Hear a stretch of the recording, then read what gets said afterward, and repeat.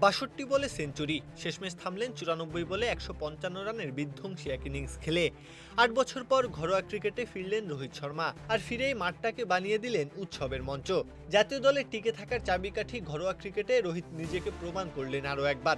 সেই সাথে বুঝিয়ে দিলেন এই রোহিতরা কখনো ফুরিয়ে যায় না, এই রোহিতরা সহজে বুড়িয়ে যায় না। জানান দিলেন ক্লাস কখনো মুছে যায় না।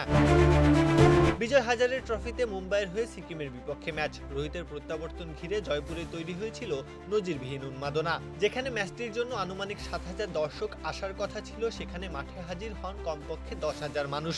স্টেডিয়ামের ভেতর তো বটেই, বাইরে পর্যন্ত উপচে পড়ে সমর্থকদের ভিড়, শুধুই একজন ক্রিকেটারকে দেখার জন্য, নামটা রোহিত শর্মা। ভক্তদের ভালোবাসা আর বিশ্বাসের প্রতিদানটাই যেন দিলেন রোহিত। শতক হাঁকিয়ে ব্যাট উঁচিয়ে জয়পুরের উন্মাদনা বাড়িয়ে দিলেন। ইনিংস জুড়ে ছিল সেই সাবলীলতা, আত্মবিশ্বাস আর নিখুঁত টাইমিং। রোহিতের ১৮টি ৪ ও ৯টি ছক্কায় সাজানো ইনিংস যেন কোনো পরিশ্রম ছাড়াই এসেছে। ৮ বছর পর প্রথম কোনো লিস্টে ম্যাচ খেলতে নেমে বিন্দুমাত্র নার্ভাসনেস দেখা যায়নি ভারতের সাবেক অধিনায়কের ব্যাটে, বরং প্রতিটি শটে ফুটে উঠেছে অভিজ্ঞতা আর পরিণত মানসিকতা। অনেকটা বাধ্য হয়েই ঘরোয়ার মঞ্চে পা রেখেছেন রোহিত। বোর্ডের সাথে চলা শীতল যুদ্ধের জবাবটা তাই রোহিত দিলেন ব্যাট হাতে।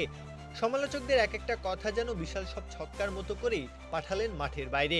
শেষে শঙ্কা উড়িয়ে দিয়ে যেন সবকিছু নতুন করে শুরু করেছেন তিনি। প্রত্যহ কাব্য, খেলা ৭১।